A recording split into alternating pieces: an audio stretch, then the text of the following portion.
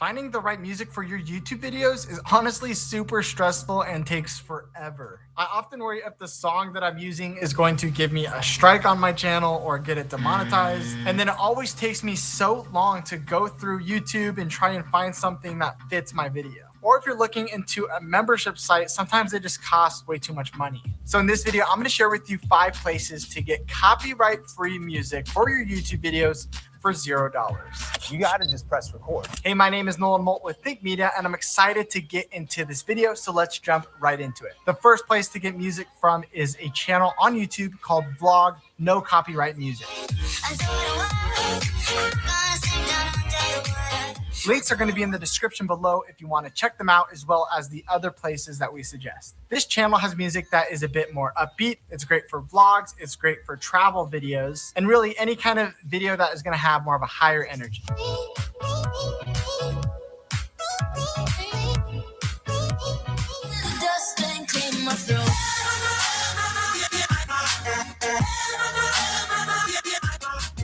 Now, the best thing about this channel, besides the fact that they have really cool, awesome music, is that in their description, they have a download link. Now, I love this because a lot of those sites where you can take audio from a YouTube video are just super sketch, and I do not like using them. So if you like their song, you can just go to their description, hit the download link, and download the song on a safe and secure website. Another great thing about this channel is that every single day they release a new song. So you can constantly look through new songs and then add them to maybe a private playlist and save them for later. But there's always new music coming out. Number 2, called Audio Library, Music for Content Creators. I'm honest, I'll just make you cry. And I don't want to fight with you. I would rather lie to you. Now, this channel also posts music every single day and oftentimes even twice a day. So they have a bunch of music coming out that you can listen to for your videos. They also have a download link in their descriptions where you can go to a safe and secure website, download the music straight onto your computer. Now, the best thing about this channel is that they have so many playlists, which makes it really easy to find the right song that you're looking for. They have playlists with vocals, or they have playlists that have songs without vocals. And then they have playlists that are sorted by different moods, different genres. And it's like a professional website that you would pay for. And they have it all nicely organized within their playlists on their YouTube channel. Touch the fire. Burn your hands with the desire.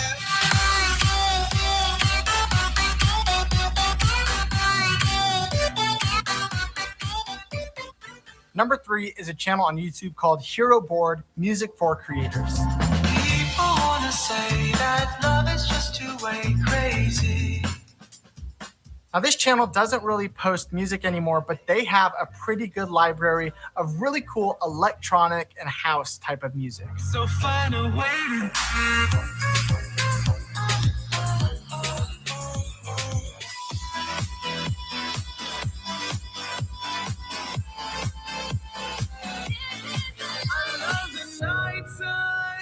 because it rains every day. I know you're not fine when you say you're okay.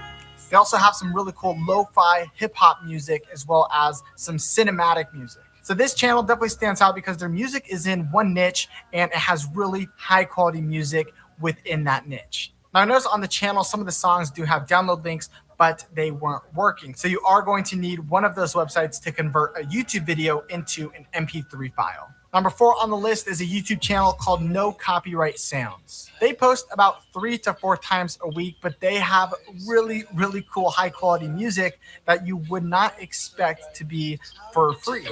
But that's all right. Hush.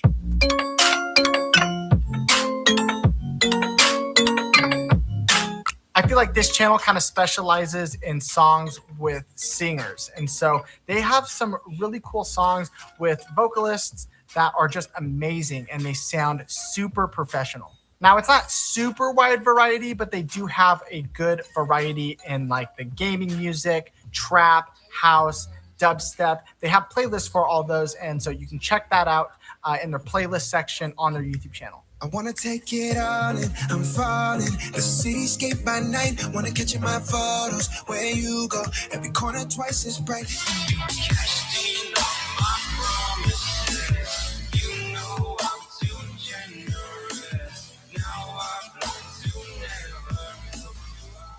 get to number 5, like this video and comment down below, where do you like to get your music for your videos? Number 5 on the list is called Chill Out Records. And like the YouTube channel name says, it's a bit more chilled and it still has a hip hop type of vibe, as well as another artist that is frequently on the channel named Mike Minio.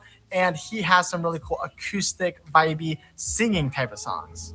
Let me be the one to ease your pain.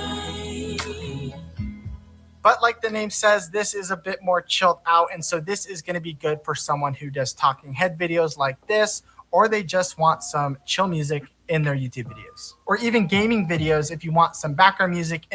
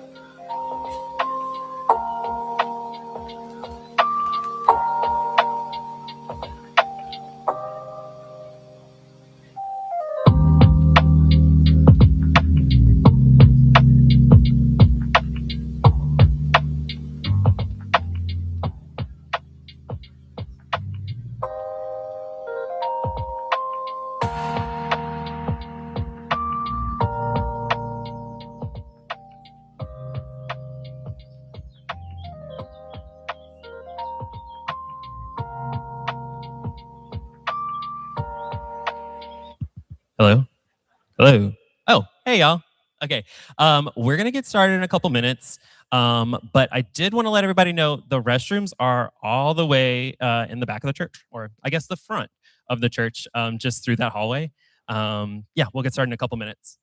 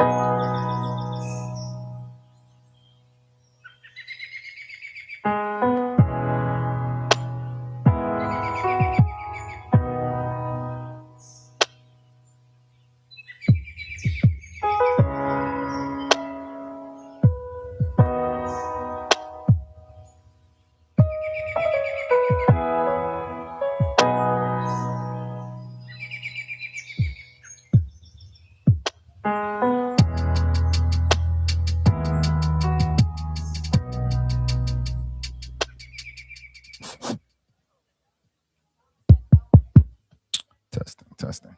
All right. Good evening. All right, well, my time up here will be very brief. It looks like everyone has their hat removed, but if it isn't, I'm going to ask that you guys remove your hats and bow your heads with me to be in prayer. All right. Just take a moment to just kind of settle down for a bit moment.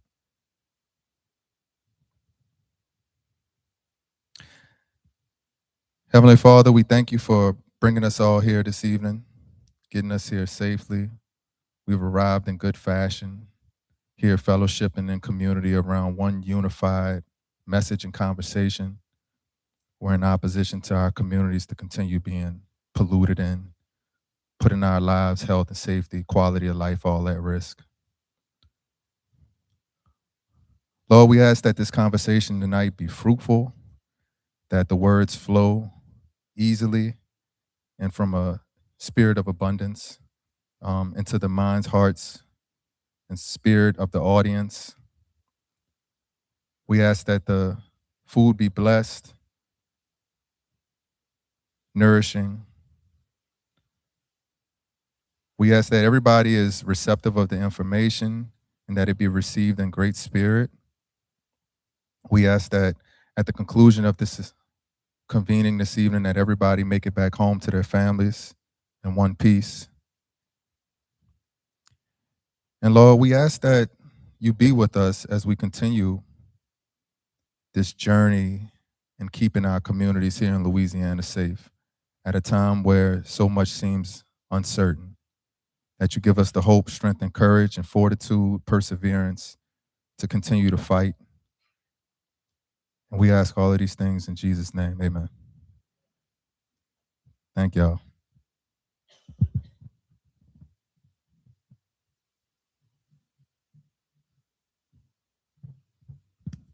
Thank you, Gregory. Appreciate that. Beautiful prayer.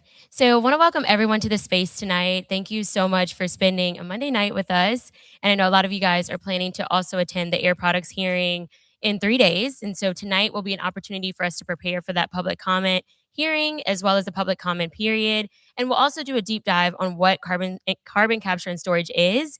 Break it down on a level that people can understand, and then most importantly, get you guys ready to make public testimony.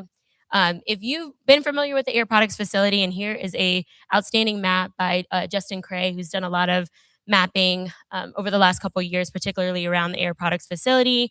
It basically entails all of the area and extension that would be impacted into the Lake Maurepas area. And if you're familiar with this site, you know that it started on the lakeside where folks built momentum through Lake Maurepas Preservation Society, doing the work to connect the dots around the importance of saving the lake. It moved over to the EPA primacy hearings in Baton Rouge 3 years ago during the summer, where a lot of us, I think hundreds, showed up for that to be able to go to Baton Rouge and give public comment and testimony in real time over a 3-day period. To LDQ hearings, LDNR hearings, and then here today as we're preparing for what we believe will be one of the final opportunities for people to get a say-so in the project one way or another. And so that will happen this Thursday at the Lamar Dixon Expo Center. I know a lot of us are getting ready for that. It'll be at 6 p.m. And we'll talk a lot about how to talk about the project for the purpose of weighing in on Thursday. Yeah. So our lovely friends at Air Products have been engaged for a while in trying to buy public sentiment, buy public opinion. You'll see many articles trickle in about how much they try to donate and buy your goodwill. That's because they're scared. They're scared of each and every one of you. They're scared that you will speak up and speak out about your concerns, talk to your neighbors, because they think that most of us will just sit idly by while they get to build their facility and pollute and endanger all of us. And so, yeah, thank you all for coming. And I hope to see all of your faces Thursday. With that, I believe we'll turn it over to Scott. Before we do that, real quick, as Scott is coming up, you're good. Please come right up. Just wanted to give a big shout out. A lot of groups work together. Earthworks with me and Logan, Healthy Golf, Rise St. James, like Marbach Preservation Society, Sierra Club Delta Chapter. There's a great good deal of folks that really work to bring folks into the space tonight. So wanted to give a shout out to them as well. Scott Eustace is with Healthy Golf, and he's going to do the deep dive on what is CCS.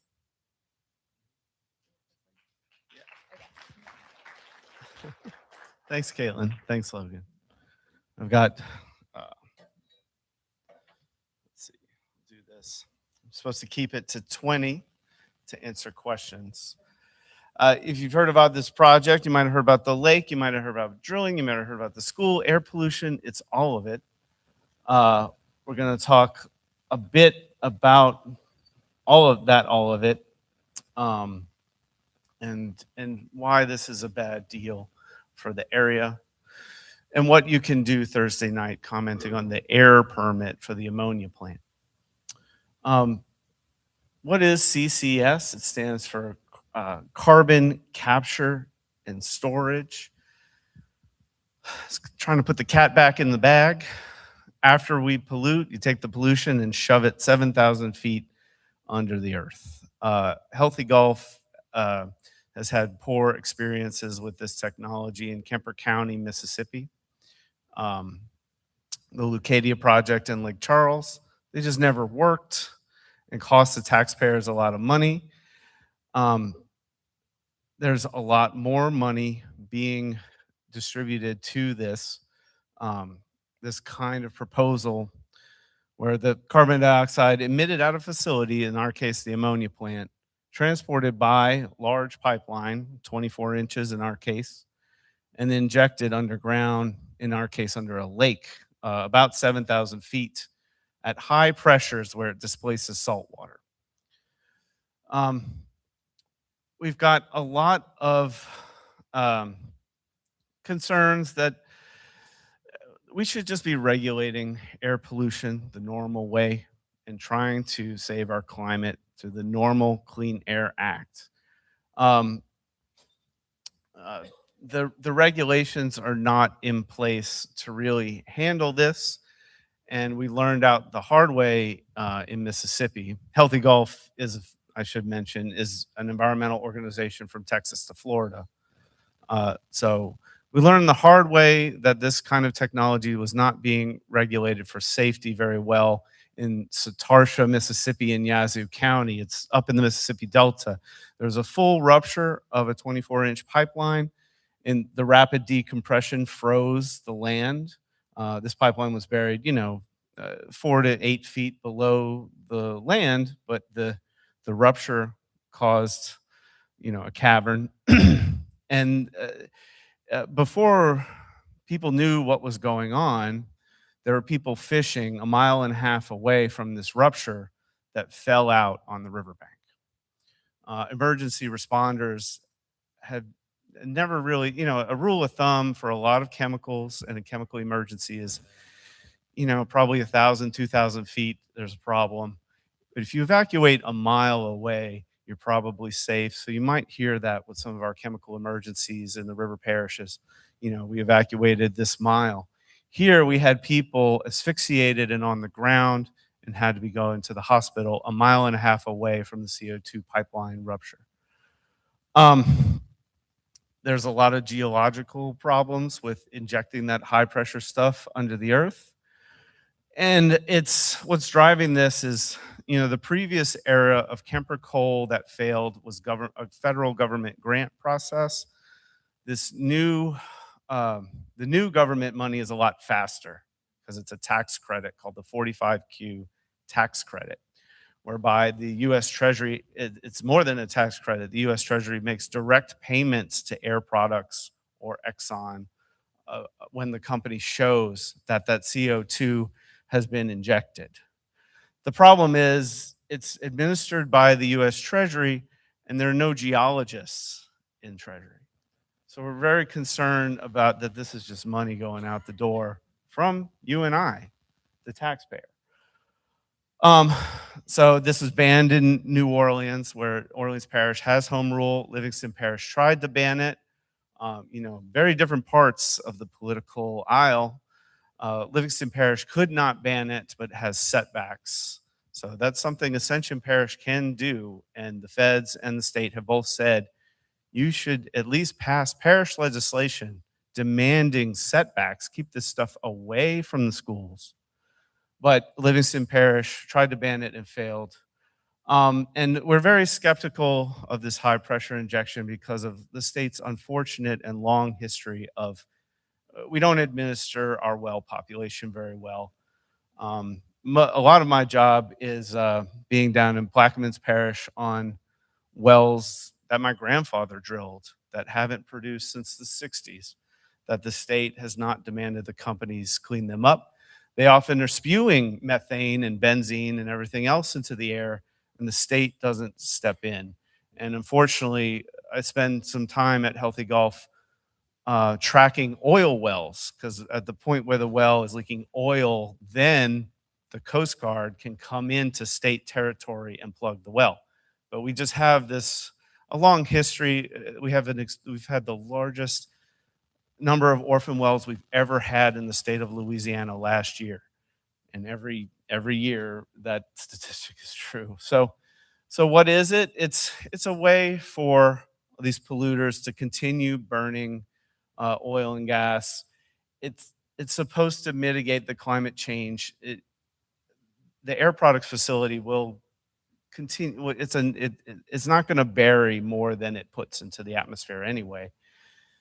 And it's expensive. We're all paying at least $6 billion, if not more, for a $7 billion ammonia facility because of this 45Q tax credit. And we're paying for them to rip up our wetlands and destroy our groundwater. So it's a lot of reasons to oppose it. Unfortunately, the last governor went around the world advertising our state as the place to do this high pressure waste injection. And, companies heard that. This governor is also very supportive, although he's responding to certain constituents.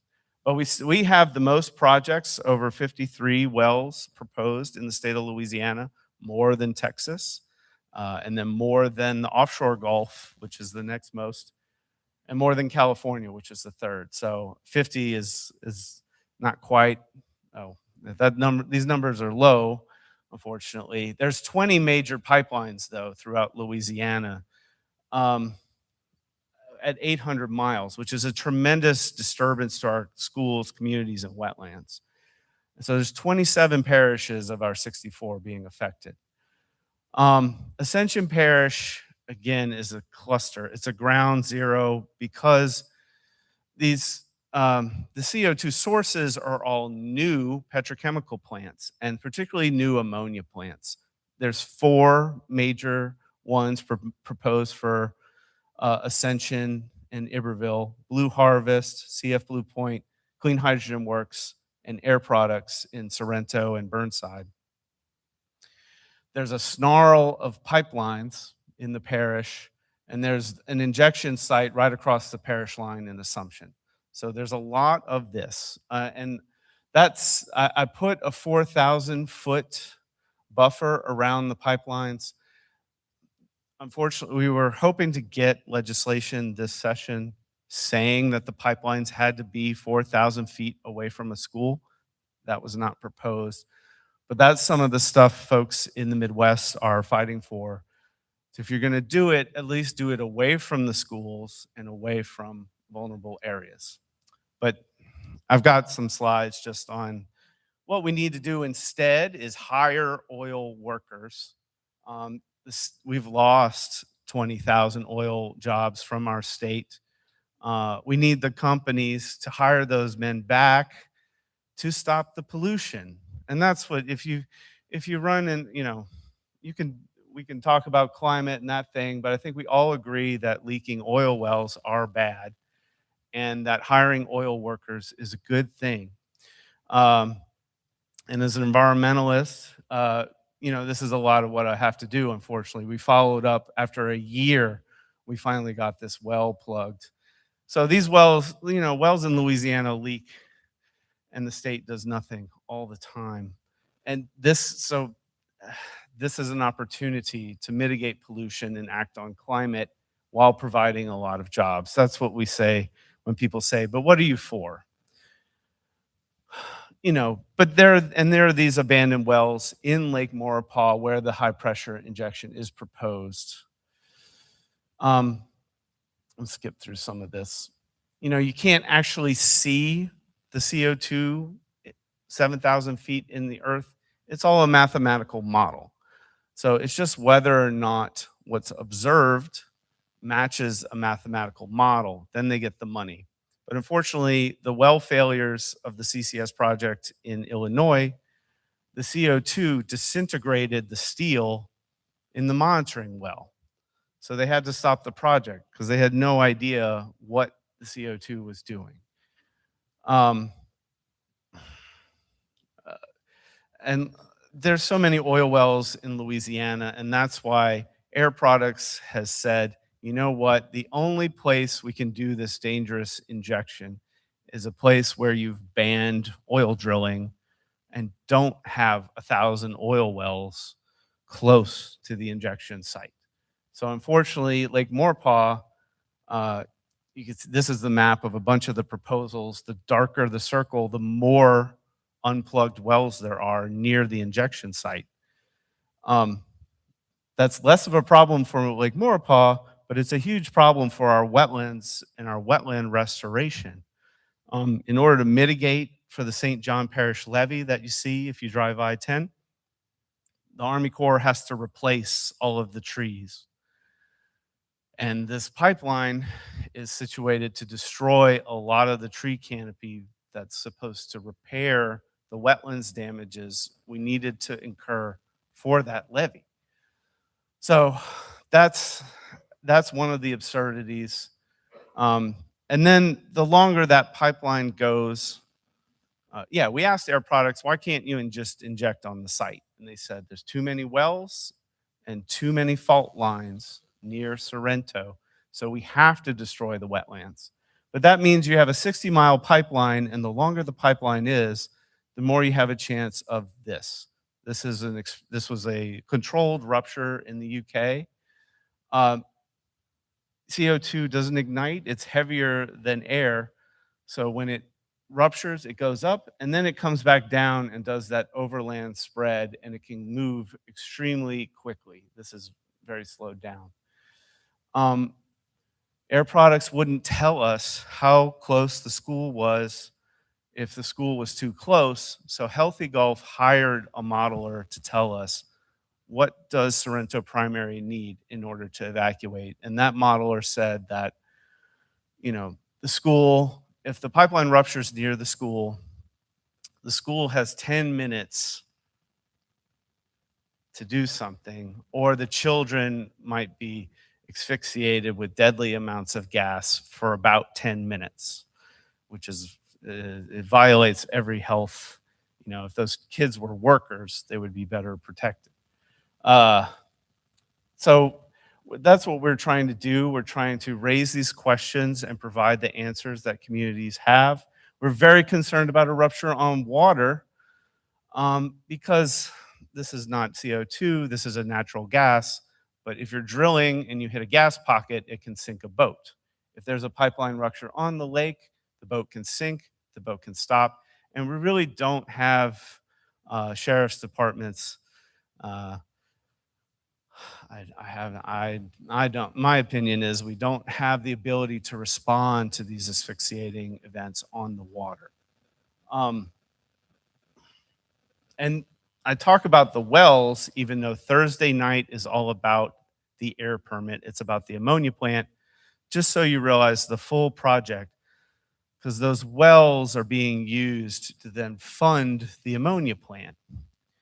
Why can't they just fund the ammonia plant themselves? They're going to make money if they build it. But no, they're going to use this tax credit. Again, it costs $7 billion to build the facility, but they're making at least $6 billion, if not more. And they're not going to be sequestering enough CO2 to offset their own climate emissions. So it's in no way a climate solution. What's more germane to Thursday, that's all funding this. What's more germane to Thursday night is ammonia and smog. That's the pollutants that the state has to consider more closely before it issues an air permit. We only have this hearing because people fought. Air Products tried to get this permitted as a minor source. Now they're admitting, oh yeah, it's a lot more ammonia than we previously admitted or thought. And look, ammonia, we already produce the most ammonia in Ascension Parish in the hemisphere. The CF Donaldsonville plant is the largest facility in the hemisphere. Geismar and all the facilities around Geismar, even though they're not producing ammonia as a product, they produce ammonia as a pollutant. It's number one in the state. So Ascension Ascension Parish already has a lot of excessive ammonia and NOx pollution, and statewide, 12% of ammonia emissions are accidental. So when we talk about ammonia, we have to consider that the state's not really, they're permitting Air Products and not considering Geismar, and they're not considering these other new ammonia plants like Clean Hydrogen Works, even though they're all going to be dumping into the same air. And that's wrong. And then there's the accidents. You know, CF Donaldsonville Donaldsonville Primary School is a mile away from the plant that's further than Sorrento Primary.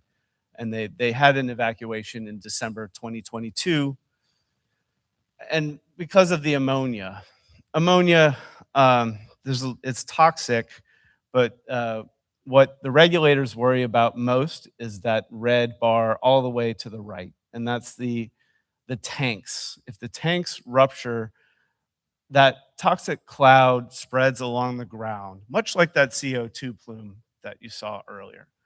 But instead of reaching 1.5 miles like CO2 does, ammonia can go 2.8 miles away from the tank, given a standard tank size. And these are standard tanks proposed in the air permit. So the primary school is 2 miles away.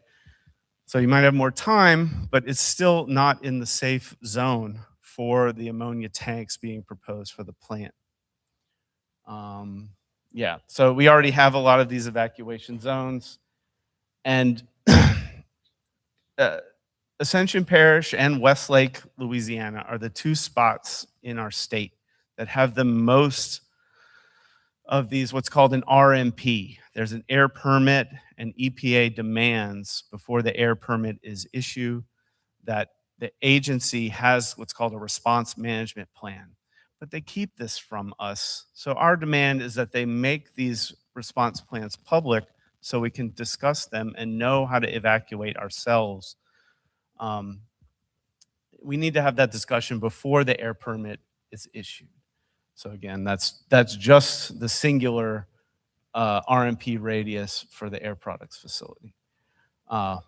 With some stats from our friends from Bend the Curve about, you know, the people that live in Ascension Parish and St. James.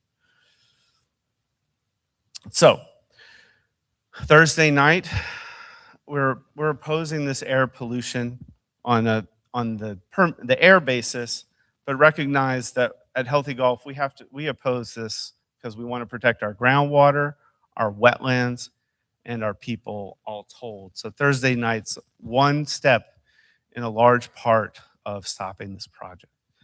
So thanks for joining us. And if you have technical questions, Jane and I are here.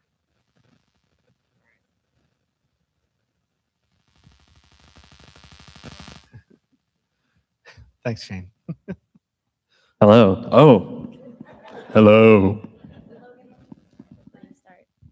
Hey, y'all. Is it? Oh, goodness gracious. Okay.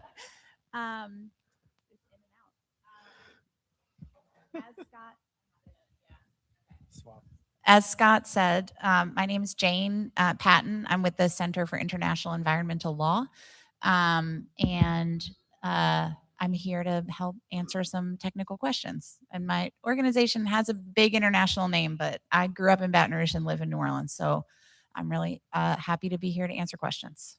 Okay. See? Okay. Let me, I'll put it here. Maybe not. Okay. It'll keep doing it. If you have a question, please raise your hand. I'll come to you. Yes. Hi, my name is Al Sterling. I've been following the CCS permit trail for the past 2 years. It started in Livingston Parish. Hello. A couple of things I wanted to kind of clarify that maybe people don't totally understand yet is that CCS stands for sequestration, which is forever, okay? Yeah. It's not just being stored and they're going to use it later. It's forever, people.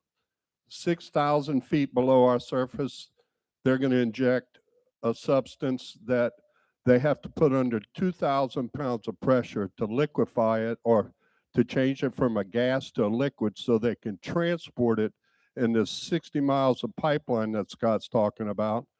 And the exposure, every spot where a pipe comes out of the ground and they have a pump to pump it further, every one of those spots is a huge source of liability. And we're talking about so much toxic waste that it will kill you within minutes.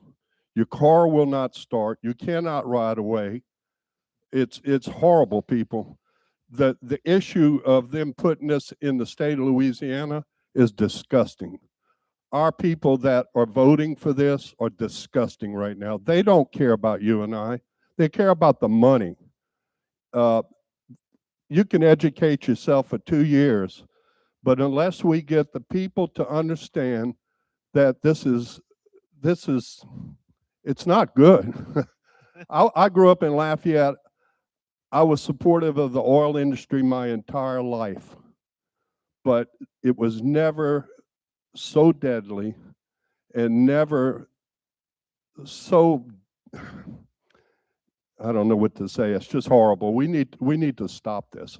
The only way to stop it is to get on your legislators. I'm telling you, unless we stop the source of money, it's going to be here forever.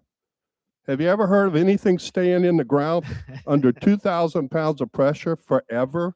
And it will, in itself, its own nature, will eat the pipe that houses this stuff, that ships it.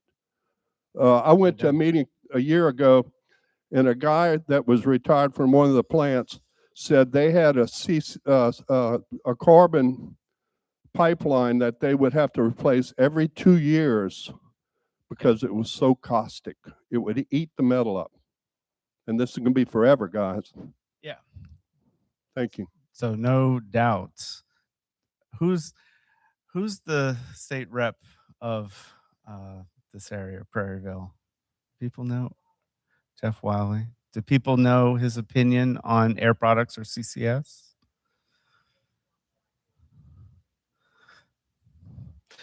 I have, we are Healthy Golf is a 501c3 organization, so we can't lobby too much, but it's been a hot topic in the House Natural Resources Committee. There are 17 members, and we have lost 6 to 10 and 7 to 12 in that committee.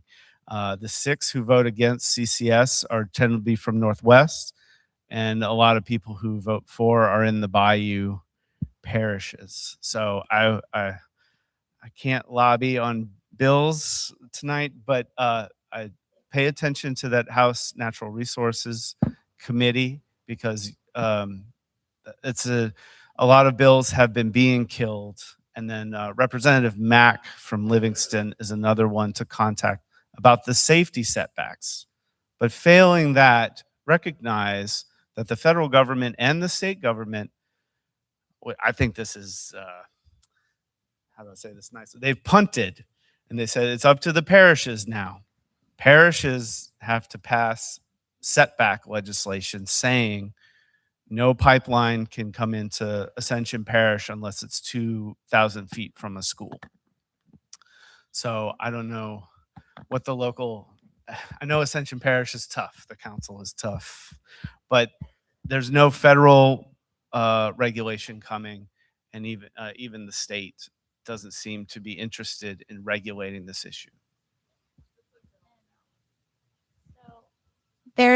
I heard a question asked, who puts it on the ballot? And I just want to say quickly, there's a couple different ways that some of these restrictions and laws can be put on the ballot. Scott mentioned earlier that Livingston Parish pushed for an outright moratorium or a pause on a certain type of injection well, and that was overruled in court. But these laws around setbacks, around public safety, these are the kinds of things that may actually be able to get passed. I mean, how do you say, like, no, I don't want to keep kids at an elementary school safe, right? Like, this is, I mean, I guess you can. They do all the time. But I think that there are public petitions that could be calling for things to be put on a parish level ballot, a parish level docket for consideration. It could come from planning commissions, from the parish council. It could come from a couple different levels. I want to go back just to quickly address, and I didn't catch your name. I'm sorry. Al. So you mentioned something about working on this and learning for 2 years, and I've been in that place since 2021. So I think us collectively, a bunch of us in this room have been learning since, well, it's been a while. And what I've learned through this whole process is the amount of misinformation, the amount of things that the public is being told that are not what shareholders are being told, the things that we're being told as the public that are not what our elected officials are being told. And our elected officials are now to the point where they are even saying, I think I was lied to. And the public, I mean, we know we're being lied to. Like, they're never going to be honest with us about what's actually going on here.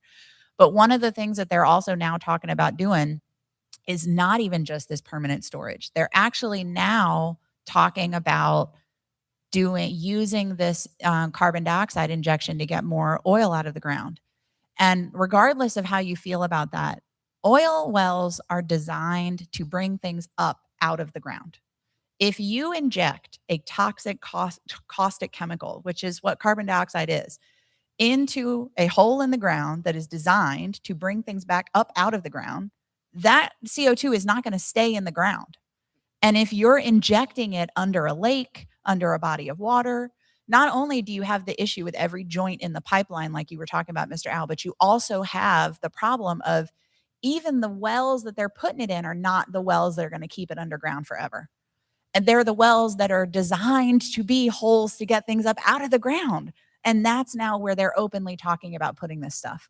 So we have to be concerned about the danger of this stuff coming back up and being suddenly released into the air, potentially over and over and over again. And Scott told the story of Satarsha, of what happened in Yazoo County, Mississippi a few years ago with that pipeline. But we had a leak here in Louisiana just 2 years ago. And it took them hours to actually turn the leak off and stop it. And it took a local person calling in and saying, that thing appears to be leaking. And a pig, I learned on that day, is part of a pipeline. Pipeline integrity something. But it took a local resident who happened to live nearby saying, y'all, there's something coming out of that thing, and I don't think that's supposed to happen, for first responders to come out. And it took hours for them to turn off that flow. And the local people were lucky that it wasn't coming out faster. That's the only reason people weren't hurt. If I'm Question. And then here.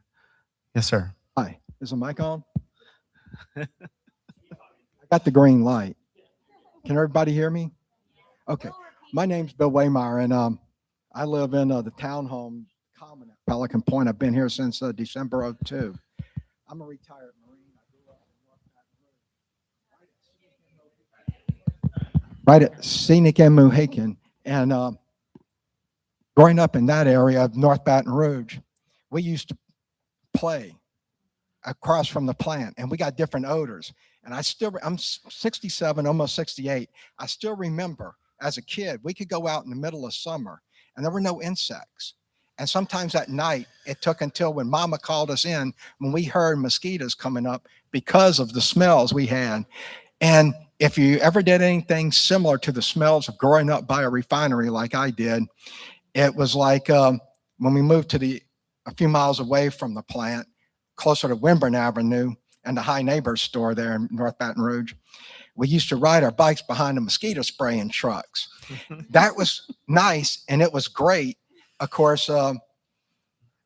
Until I almost got hit by a car a couple of times because they don't see kids on bicycles riding in the fog. So I terminated that. But I have, that's an explanation and why I'm concerned, because I also know once I came home from the Marines, I went back to LSU to try to get a teaching certificate, and I took different classes in geography, and they taught me what I already knew, but a little bit more about the soils here in southeastern Louisiana. So like y'all were just alluding to just a few minutes ago, ma'am, was the fact that we put, and Alan mentioned that you put this stuff under high pressure in our soil, it's going to leak out. And we all know that around Louisiana, I grew up hunting and fishing too. And there's going to be mysterious fish kills. Well, my question is, I read the brochure because I was going to ask what the hell the companies want to get out of this anyways. Because ammonia and hydrogen, what did they use this for? Just real quick, please. Sure thing. You want to take this one? Yeah. So I've got this answer ready. What they're doing is they are selling that ammonia and hydrogen to countries overseas. They are selling it to Europe and Asia so that those countries can say, we have clean burning non-fossil fuels. But what they're actually doing is they're taking the methane that we are currently selling to Europe and Asia. They are taking the methane, they are stripping the CO2 out of it. They are forcing us to deal with all the risks around the CO2 pipeline and the CO2 injection. And then they're selling the hydrogen and the ammonia overseas. And so what they're trying to do is make money, obviously. I mean, that's what corporations do. And, but the other side of that is our federal government is paying them to do that. Our federal government is on the hook, which means us, because we are the public money, right? We are on the hook for potentially trillions of dollars in uncapped, unlimited subsidies. These companies can claim unverified. Nobody's checking it. They're just filling out a form that says, yes, I captured this much and put it under the ground. And then the federal government is paying them $85 a ton. And without cap, without limit, without check. And that is putting us on the line for trillions of dollars in cost to pay these companies to be able to sell their stuff overseas to other countries so they get credit for not having the pollution. And they're putting us at all the risk. And not only that, this state, within 10 years-ish, this state is going to assume liability for those wells. It's written into the law, and it's been written into the law since 2009, that we are going to assume liability for these wells once these companies are gone. If these companies even last for 10 years, which not all of them do, right? In perpetuity. So I think we're time limited. So can I ask, we have 2 more questions at least. I was just so going to say, I'm so sorry, sir. We are going to have to move on to the next question. Thank you so much. It's a really important issue. Who had their hand? Yeah. Oh, Logan. Look, this lady here, second in. So sorry. Okay, you're fine. Just a technical question. When you say they're using existing wells to inject? No. Okay. I'm sorry about that. The existing well population, we've had tremendous problems managing it. These will be new wells. Okay. I believe for Air Products, it's all new wells, about 12, 10 of which are injection and others are monitoring the CO2 plume underground. So those are all high pressure. And what happened, the new project in Decatur, Illinois failed because the CO2 plume disintegrated the steel in a brand new monitoring well. So, yeah. Okay, and one more quick question. The oversight for what these companies are doing and the subsidies, no verification, what you just spoke about, where does the Louisiana DEQ fall in this? In those subsidies, nowhere. So those are federal subsidies to be worked out between the federal EPA and the federal IRS because they're tax subsidies. So, but nobody's actually, the companies are saying, oh, we got it verified, it's fine. And that's it. But DEQ doesn't have anything to do with the subsidies.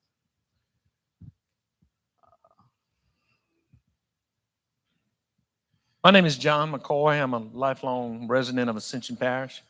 I got 25 years in law enforcement here. 3/4 of it was in law enforcement. The other quarter of it was in the petrochemical industry. So I know a little bit about this, and I know a lot about the damage it has done in our parish. For one, you're looking at someone that got a job at the sheriff's office because he had toluene and benzene in his system. You're looking at one that got a wife that just got diagnosed with asbestosis from washing her daddy's clothes from a local chemical plant. So the politics in this parish runs deep. Yeah. Real deep. It's all about money and it's all about this. We just brought in a Hyundai plant here that's letting them go for 35 years tax-free, and nobody thought about the special needs kids or somebody like that. Give the $2 million in them every year and see what happens. Take care of our local people. Nobody takes care of our local people. I want to know how we're going to stop this. Yes. Because I'm a landowner and they come on my property and put a benchmark. You mean I'm going to have a pipeline 300 yards from my house? And I can't stop them? You know, I took an oath. Some of us in this room took an oath to defend this country from all enemies, foreign and domestic. So help me God. Help us. You're looking at one that don't Yes. show up on my doorstep and give me a door knock to shut up, and you're going to limp back.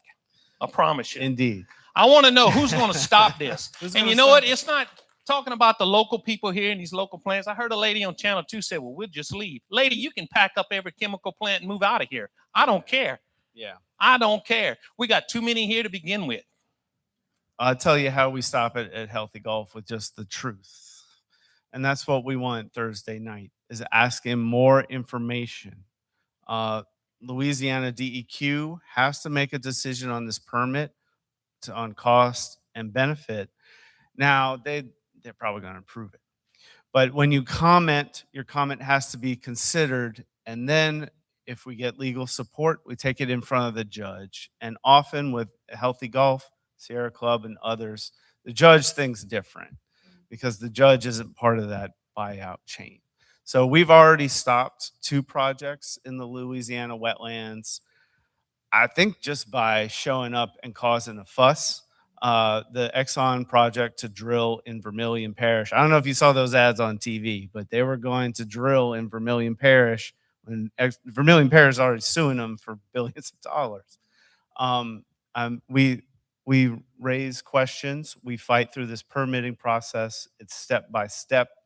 It's not you win in a day, but it's the battle we fight. And over time, the companies, rather than admit to the health impacts that you're referring to, they drop the project. Caitlin and them and everybody, we've already got Air Products to say, hey, we're not going to drill in Lake Maurepas, but we're going to get the permit so some other company can do it. So there's a crucial financial, something called a final investment decision in Q2. As of December, Air Products said, you know what, this is a mess. People are fussing. We're not going to do the drilling. But we're still pursuing the permits, and Louisiana is still, I think it's absurd Louisiana is still letting them pursue because we don't even know what company is going to be operating this pipeline. Nevertheless, we're going to be there Thursday night and at every permitting process to say there's no operator, deny the permit. That kind of friction, Yara, the Norwegian company, might be the potential buyer. And I think showing up Thursday night, getting into the press, if you have industry contacts in Norway, some of us do, because some of us work for those companies, no doubt, tell them that this is a bad deal for our state, because this project could fail as soon as this summer if we keep up the pressure and show Yara and show Air Products that we're not going to stop forcing them to disclose their environmental impacts. This is actually why my international organization is interested in this, and why I do this work from here, is because to stop this, as Scott said, like, it's increment. We have to comment on permits, and we have to show up to meetings, and we have to make it deeply uncomfortable for our elected officials. We have to make them know that any public sign of support they have for these companies is a loss to them. And when I say loss, I mean, like, they're losing support, they're losing the public. You are not just talking to them, you're also talking to your neighbors about how unhappy you are. This is like the consistent conversations that we have to be having with our elected officials, and that we have to also be having through the formal processes. But some of the work that we do is actually, like, we have partners in Europe that I don't know the people in Norway, but our partners in Europe do. And they're also fighting petrochemical plants on the other end, in Belgium, in Norway, and other places.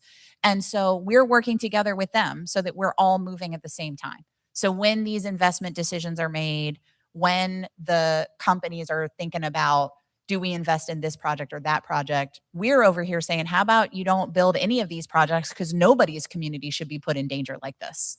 And these are the conversations that we're having, and we just got to keep having them. So, like, step one, show up. You're already here. Good job. Everybody won step one. And step two is working on these permits, consistently showing up. And look, I'm not a scientist. I don't know how to write permits with that level of specificity.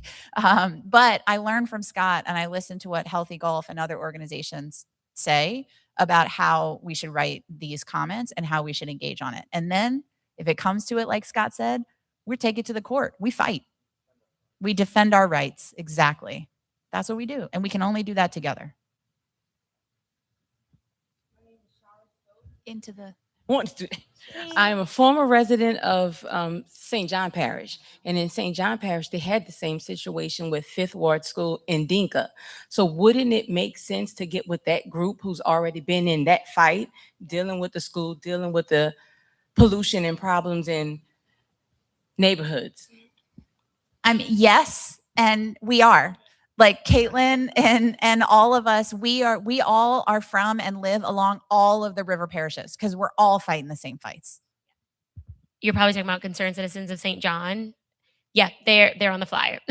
So they are at the table already. And I think you bring up the best point, right? Because we know that this project is 5 parishes wide. We are working with all the groups, all the community members that want to be involved, any residents. If you need support, like Jane said, writing comments, going to public hearings, reaching out to your legislator, we're here to do all of that. So definitely doing the grassroots work across all 5 parishes. Okay. I wish we had time to answer every question. Can we do one more, though? Because there was a lot of hands. So just one more, Jane. Fine. Please. We'll do one more. Sorry. Who wants it? You have to fight. I'll give it to Ms. Kathy. Hi, my name is Kathy Maddox, and I've lived in Pelican Point, excuse me, for 20 years. Never been involved in ever getting really active about speaking out. But about 2 years ago, started going to meetings about this topic, and actually met Caitlin and Logan and realized how serious this was. But I will tell you that there's a group sitting behind me that live in the Greens at Pelican Point, and we went to a public hearing in Laplace last October. It was about Maurepas. We were also concerned. The most disturbing thing about the meeting was that there was not one public official from Ascension Parish there. Every parish, and there were 5 parishes included, Tangipahoa, Livingston, St. John, St. James, they were all there, Republican and Democratic. Speakers came up from the legislature. They were all opposed. Again, 500 people. This was a Corps of Engineers hearing. That was to get the permit passed. I will tell you, after 3 hours of people asking questions and professional environmentalists getting up and speaking, and I've learned so much. The thing that was amazing was that finally somebody said, wait a minute, you keep talking about air products in this pipeline and the integrity of air products, but it isn't even air products that's even going to be doing the pipeline, because they're selling it off. So it's like the whole thing is just lost total integrity, the project.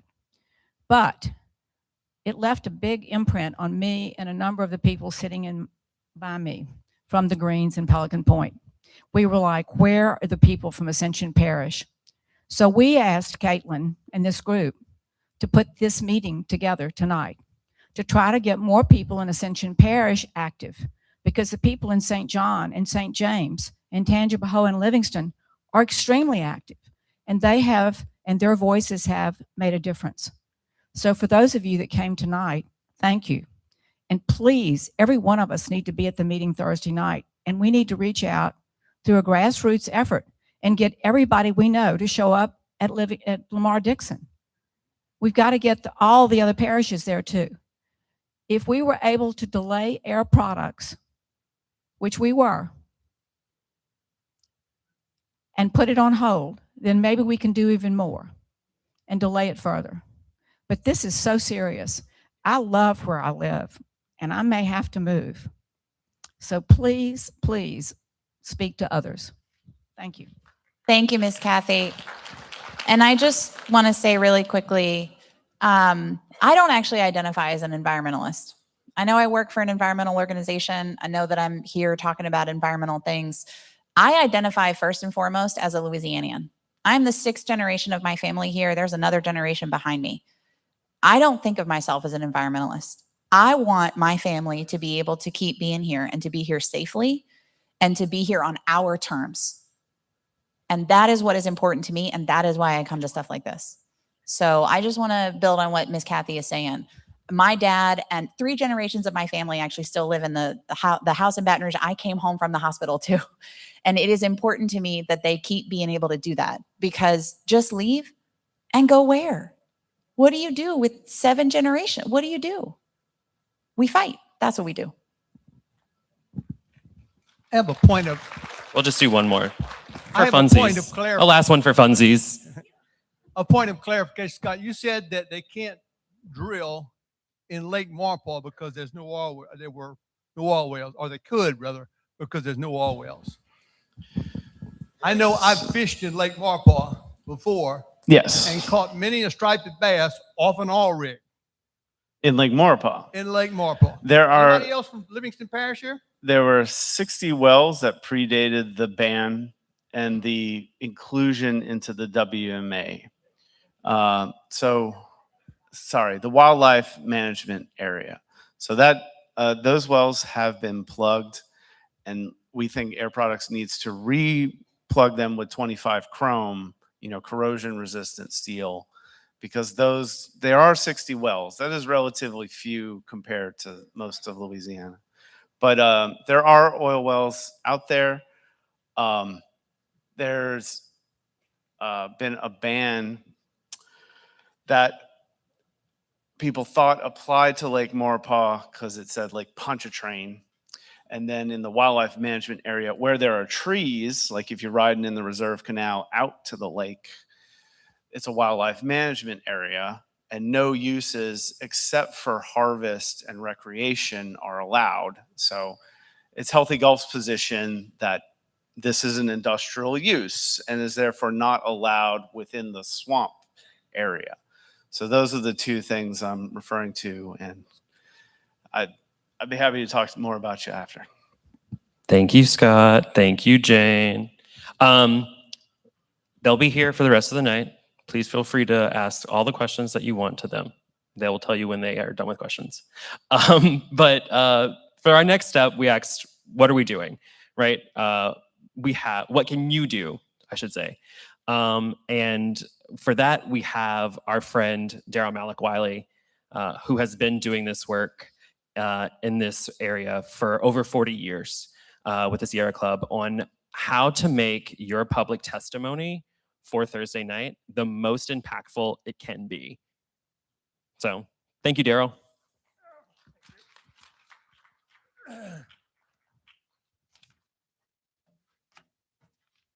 Somebody doing the slides, I hope. So my name's Daryl Malik Wiley. I've been involved with environmental stuff in Louisiana for over 40 years. Helped coin the term Cancer Alley itself when I was working with community in Geismar fighting the BASF plant. Al and Teresa Robert over here were the folks who stopped the world's largest hazardous waste incinerator from being built behind the Cabin restaurant. So thank you, Teresa and Al Robert. Yeah. The way you win is you fight. I'm a C4, so I can say, unelected elected officials, make sure you do the right thing. So, next slide. They're going to have this hearing on Thursday. They gave a permit that had 600 pages. I've read most of them. They have an English class someplace that makes documents like that boring. You go to sleep trying to read them. They're full of gobbledygook.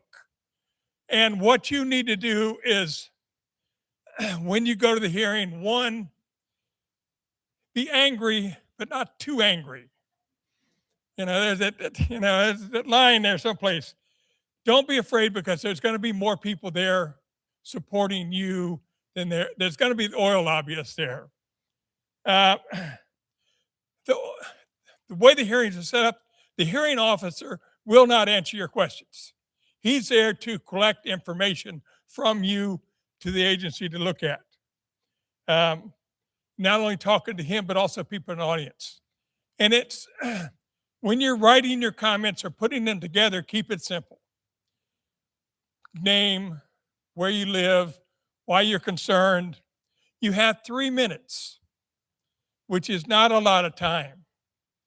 So think about what you want to say and put those in your notes. Practice them at home so you can get them done in 3 minutes. But when you submit comments, anybody here use the internet? Anybody here? Have you Googled carbon capture? Have you Googled ammonia? Next slide. When you're making your comment, pretend it's Jeopardy. Has DEQ done this? Had DEQ done this? Had DEQ reviewed this document? And list all the documents that you find on the internet. And when you go to the hearing, give them a stack of paper. They gave us 600 pages. Let's be a good friend and give them 10,000 pages back. So I guess I have control here. So you want to ask questions like Scott. Scott gave a bunch of great information. Worst case scenario, risk RMP, risk management plan. They keep it secret. Why? Because if you knew about it, you would say, not only no, but hell no. We don't want this any place close to us because it means death and destruction. Putting the pipeline less than a half mile from that school is outrageous. And you should be saying that it's outrageous. And ask Air Products to ask DEQ to require Air Products to move that pipeline someplace else. You can do that. You can say, DEQ, I want you to do, and just write it out. Let me flip this myself. I don't know about y'all, but getting old sucks.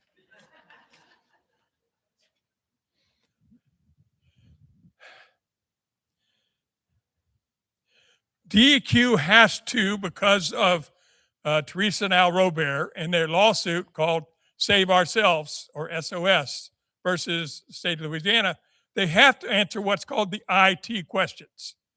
They answered those IT questions in the document. A high school student could do a better job. So you need to ask them, all sorts of things. When I was looking at the map, they have a map with a document. Where they're putting the flares, if there's an accident, are closer to the school than the river. Why? It's easy engineering. It's not safe for the children, but it's easier engineering.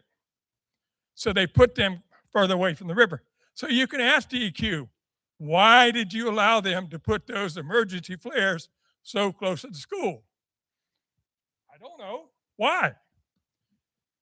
And DEQ has to answer the questions.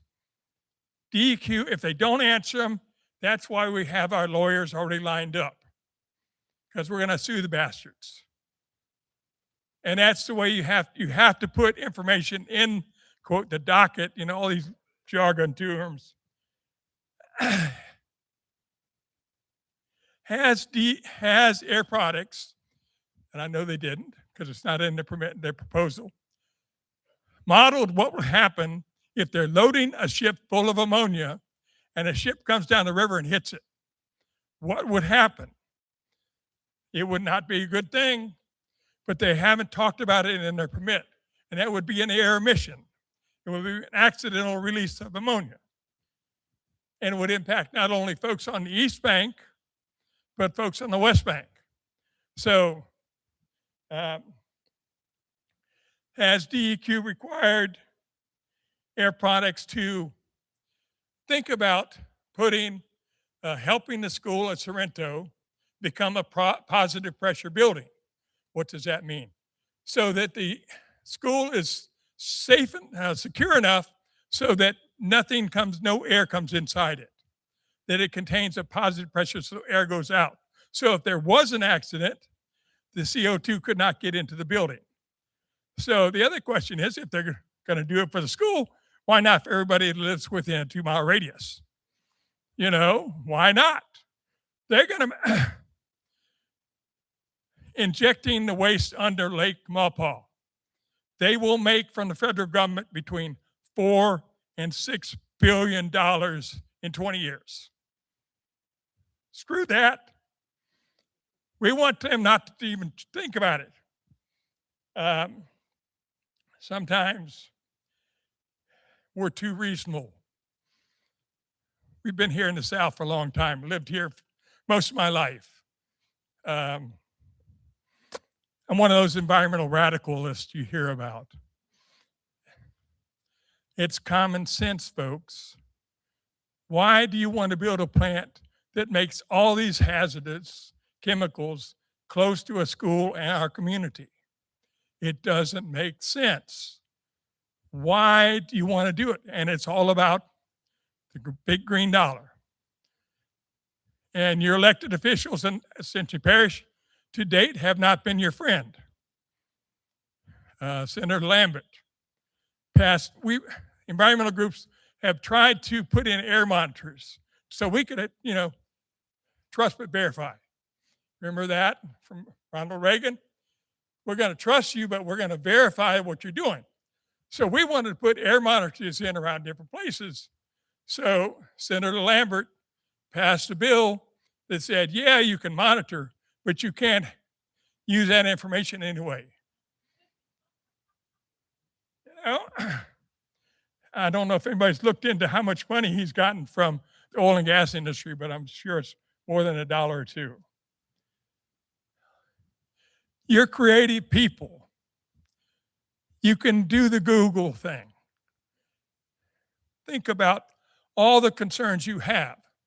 And when you're up there in that 3 minutes, talk, from your heart.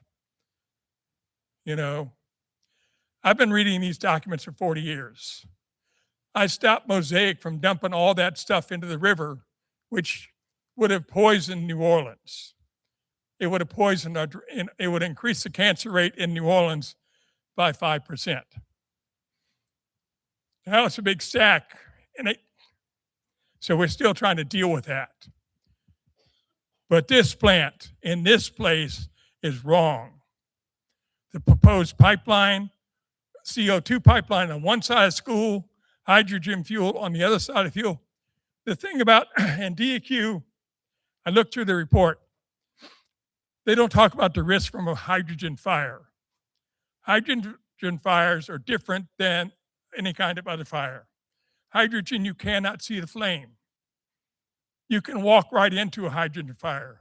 If you put water on hydrogen, it just spreads it around. So it's something, DEQ has not really looked at that. This company's main product is going to be hydrogen. What happens if there's a massive hydrogen fire? Not in the documents, asked in the question.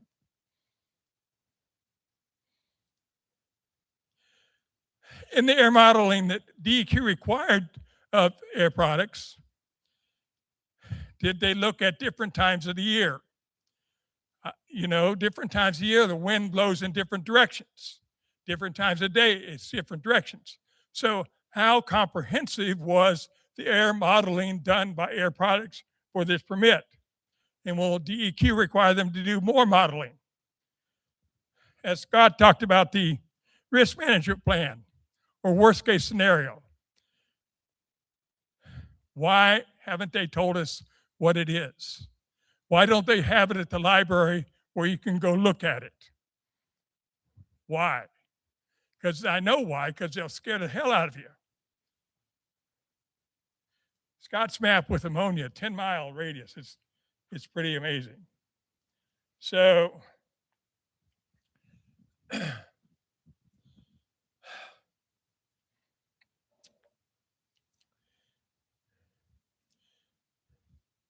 hearings are your chance to be heard in person or in writing.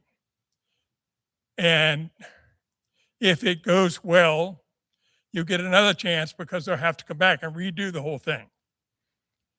With environmental fights, sometimes it's about delaying the project long enough till it doesn't make economic sense. That's a tactic. And Formosa Plastic said in 2018 that they were going to be built this year. Ain't no plan in St. James. And IT said they were going to build the world's largest hazardous waste incinerator in Ascension Parish. It's not there because people spoke up and got angry, but not too angry.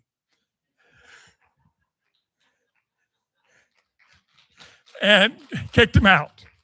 So I got a couple more things here. And these will be sent out. If you've given Caitlin your email address, this is additional resources. The Louisiana Environmental Action Network, or LEAN, has a citizen participation guide that can be found at this website. And the Tulane Environmental Law Clinic has got a citizen's guide for environmental protection at that website. Both of them are really great resources to think about your questions. It doesn't have to be scientific. It doesn't have to be technical. Air Products has been working with the Louisiana Department of Environmental Quality for 5 years, 6 years, 7 years to make this document technically correct. It's morally wrong and constitutionally questionable, but it's technically correct. Screw that. It's time to, the last slide, one more. Okay, the New Jersey has chemical industry. They have a really great right to know website. You can go to that website, type in a chemical, it will pop out a 4 to 5 page, very technical document about the impacts of a chemical on you. How it catches on fire, it has ammonia, there's hydrogen, all the things. So it's a really great resource when you're trying to find stuff. And the Louisiana Against False Solution is an organization that I'm also involved with, where we've got a bunch of groups working together to fight carbon capture and sequestration all across the state. It's all about these companies continuing to burn oil and gas, continuing to make money and poisoning you, me, our grandchildren, our great-grandchildren. They don't care about Louisiana. They care about the money. So thank you very much for listening to me ramble.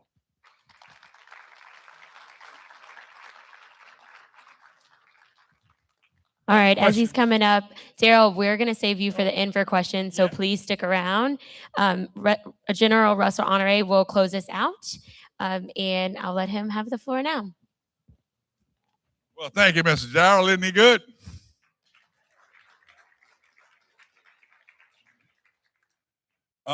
Silence means consent. The fact that you're here tonight means you care, and you have concerns. We have an opportunity to challenge our government in the hearing on Thursday night. This is your chance to go ask your questions. You won't get answers. So you'll be speaking to the government normal way. You ask questions, you don't get answers, but it will be recorded. And in their response back to the community and back to meeting their state requirements, that they have to answer those questions. If they fail to answer your questions, that give us legal recourse to go back and say, you approved this permit and you didn't answer the people questions. Questions such as, will the first responders have the proper equipment and training? In rural Louisiana, most of our first responders are volunteers. When that pipe break at the same time of LSU game, who's going to go out there? They will tell you the state police. They've got about 6 units scattered across the state. The guys show up in a Tahoe. He's the first on the scene beside the plant operator. But there's no plant operator here along the pipeline. They got to figure out where it is. You are most likely than anyone going to be see first, understand first, and do what? Call it in. How many of you got the DEQ phone number in your phone? How many of you got the state police phone number in your phone? Or you call 911 and then Boudreaux on, he watching the football game. And what you say, does it smell? Does it hurt? No, we're not. We got people that can't breathe. This is a comedy of errors. Now, we're set up this way because the people we've sent to the legislature, by and large, both parties have acquiesced to big industry. This was approved, this carbon capture and sequestration, as a way to deal with climate change, right? The last administration in Washington approved this concept of carbon capture and sequestration to deal with climate change. Now let's turn around. New administration come in, you've heard the speech several times. There's no such thing as climate change. Let's turn around and come back to Louisiana. We got a bill tomorrow morning in the state legislature that say you can't sue because of climate change. Hello. They're turning these laws around and around, and they're forgetting the part of the Louisiana Constitution that the purpose of our government is to protect the people, the welfare of the people first. That's a almost direct quote from the Constitution. What they're saying is our job is to create jobs. Everybody on that natural resource committee in the House, and you can pull it offline, you can look at it.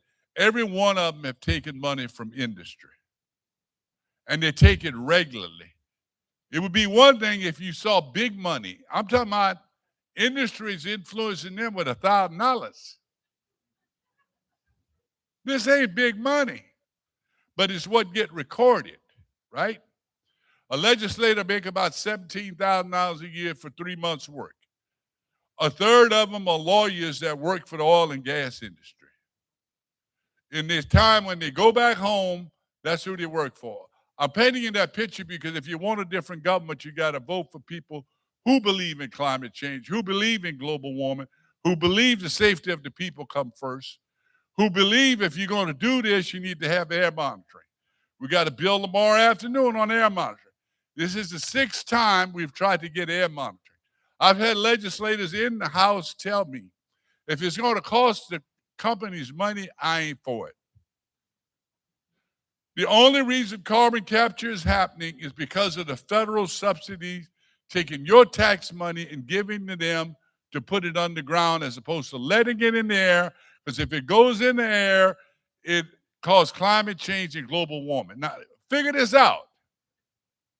We're passing laws that say you can't do nothing because you can't have retribution because of global warming. And at the same time, we're saying we're putting it underground because of global warming.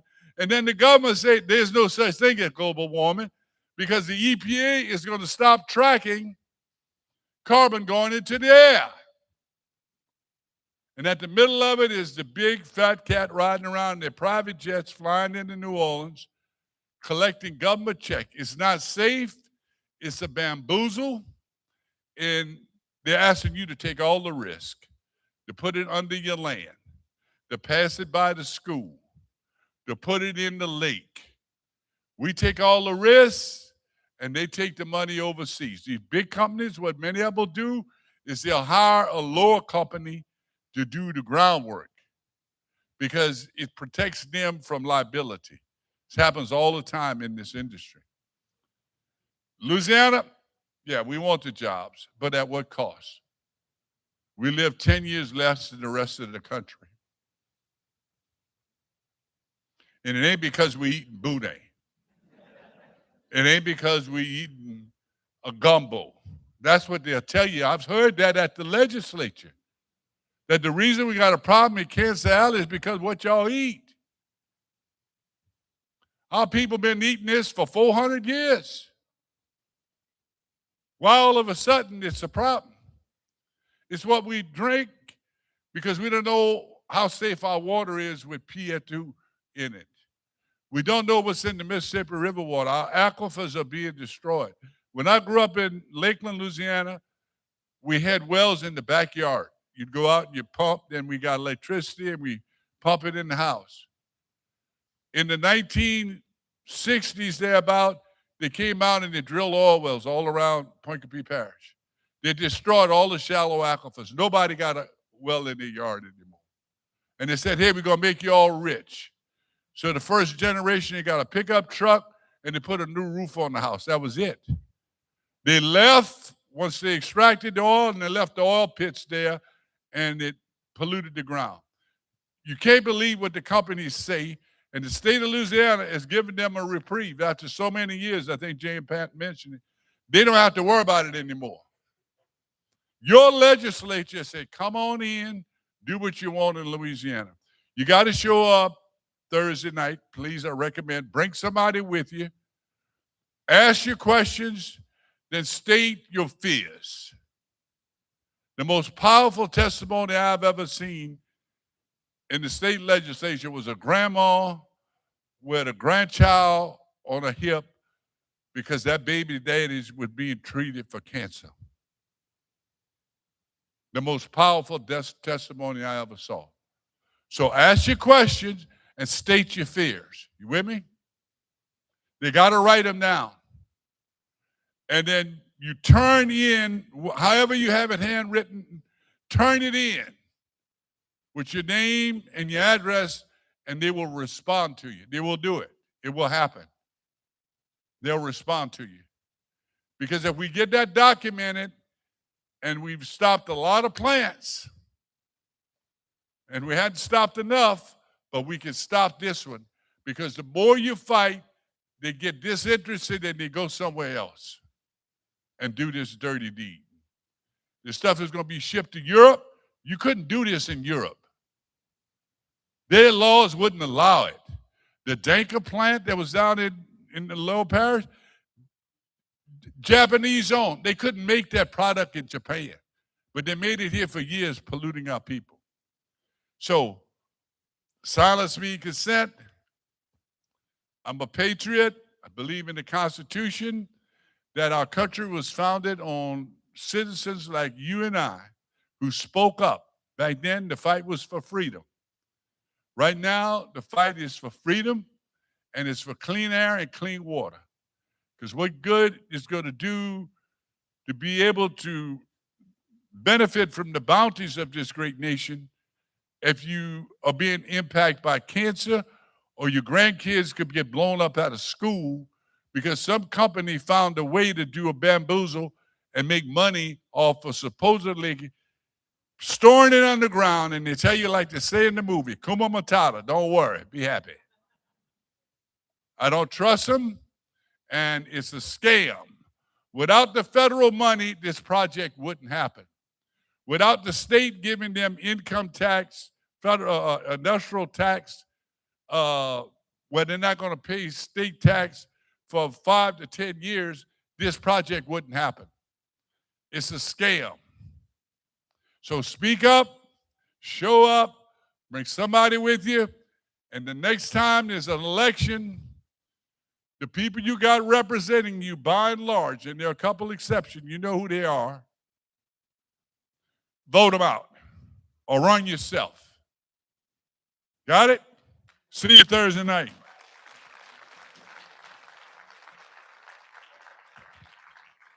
There's 3 things you can't hide: the moon, the sun, and the truth. Be there, speak up, write it out, give it to them, ask your questions, and show your passion. Tell them what you're scared of. God bless you. Thank you, General Honore. It was amazing. So we are at the conclusion of our program. I'm going to let Shemira Levine Davies of Rise St. James close us out and give us some housekeeping rules as well. Thank you so much. Thank you, General Honore. General Honore said everything I was going to say. So my name is Shemira Levine Davy. I'm with Rise St. James, Louisiana. And I just want to encourage everybody to come out Thursday. We have to make our voices heard. We, the people, have the power. And when we show up and we speak, things happen and things will change. So I want to encourage everyone to come. I will be there too. So just wave at me when you see me.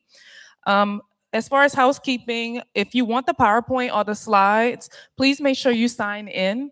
Because if you have not signed in, we will not be able to send it to you. So make sure you've done that. Don't forget to pick up your kids from childcare.